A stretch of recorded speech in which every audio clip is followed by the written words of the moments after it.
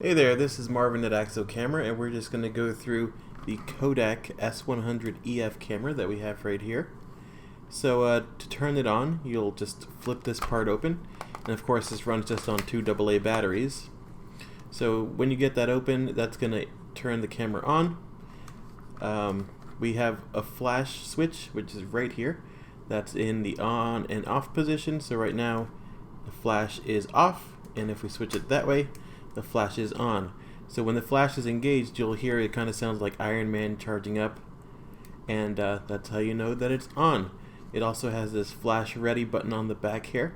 Whenever the flash is finally ready, it will charge up, but I find that even when it is charged up, it takes maybe 3 to 5 seconds for that to come up. So I find the flash recharges in about 5 to 10 seconds.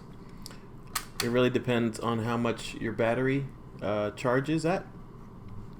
And I'm going to go ahead and show you how to load some film into it. So I did want to just mention the film advance is right here. So after every shot or before every shot, you're going to need to turn that film advance, and then of course your shutter is right here. And since we have that flash on, the flash is going to fire when we take that shot. And if you want to turn that off, you can just switch that little switch again. So let's go ahead and open it up here. So to load the film, you're going to press this open switch here. And we have our film right here. This is just a test roll that I use to test my cameras. And you kind of want to angle it towards the bottom here. Oh, right. So for this one, you actually do have to lift this little, the rewind knob is what they call it. You want to lift the rewind knob, drop it in, and I'm pushing or pulling the film across the leader right across here, and you'll notice that there are these little gear things here. These are called the sprockets, and you just want to make sure that your film is lined up in the sprocket there. Once you're at this point, you want to go ahead and lock it down. So our film is locked into place, and you could even do that a little earlier. Sometimes it helps to load the film if this is down. But you just want it straight across, as straight as you can get it. This roll is a little curly just because it's been used a couple hundred times to test my cameras. So once you're like this, you're at a place where you can close the camera. Though I will say, to be safe, I find that you do want to advance that film maybe 1 or 2 shots before you do close it. So I've advanced the film 1 shot here, and I'm going to go ahead and close it because I see that it's been loaded correctly. Once you've loaded your film, your counter is going to be set to S for start, and you just want to make sure to get to number 1. The film doesn't officially start until you get to the first frame on your camera. So we're going to shoot that first frame, and the flash is off, so it's not going to shoot anything. And now we're officially at 1. So it was S, there was 0, and then there was 1. And as I keep shooting this roll, the counter is going to go up. So it goes from the number 1 to number 4.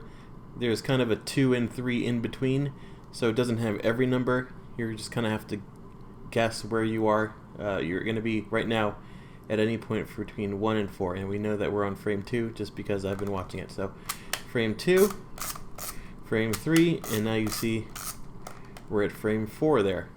And the next number that comes up is number 6. So 4, 5, 6, and I think, yes, I do have a 24 frame roll of film in here. So I'm going to go ahead and shoot the whole roll really quickly, and then I'll show you how to rewind the film. So give me a second and we'll do that. Alright, here we are. I've gotten to the last frame, and it got to about frame 25. Sometimes you'll get an extra shot or 2 on your roll. Film typically comes in either 24 or 36, and very rarely you'll see them come in about 12 frames, but you don't really see that anymore. So you're either going to have a roll of 24 or 36 exposure film, and usually you'll see it right here on the roll of film. So I have this black and white roll here, and it says right here that we have 36 exposures, and it also mentions that we're at ISO 400. So that's another important thing to remember, is you want to know your ISO, and right down here is where you select your ISO. Right now I have it set to 400. 400 would be good for kind of indoor and outdoor, whereas if you switch to 100 or 200, that would be good specifically for just outdoor. I'm going to go ahead and leave it on 400. And once I close that up, that's pretty much it. Oh wait. Now I'm going to go ahead and show you how to rewind the film in this camera.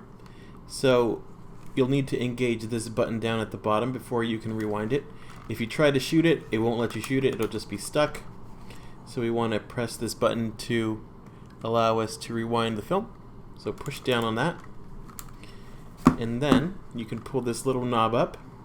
And this little knob, you'll see there's a little arrow right here that tells you which direction to turn this knob. And what we're basically doing is we're turning this 24, 25, 26 times, maybe up to 36 if that's what your roll is, but we're just rewinding it back to the beginning of the film. So I'm going to go ahead and do that. It's going to take a minute. And as I come to the end here, you can kind of hear that film clicking in back into that sprocket, and you'll kind of hear it flip right across, and you just want to keep turning and turning until you can't feel any more tension. And now I feel no more tension, but I'm going to keep turning it just to be safe. But when I open this up, you can see that that film has been completely rewound. Right here. There's no tail hanging off of your film. This is what you would get and take to your processor to get processed. And that's it.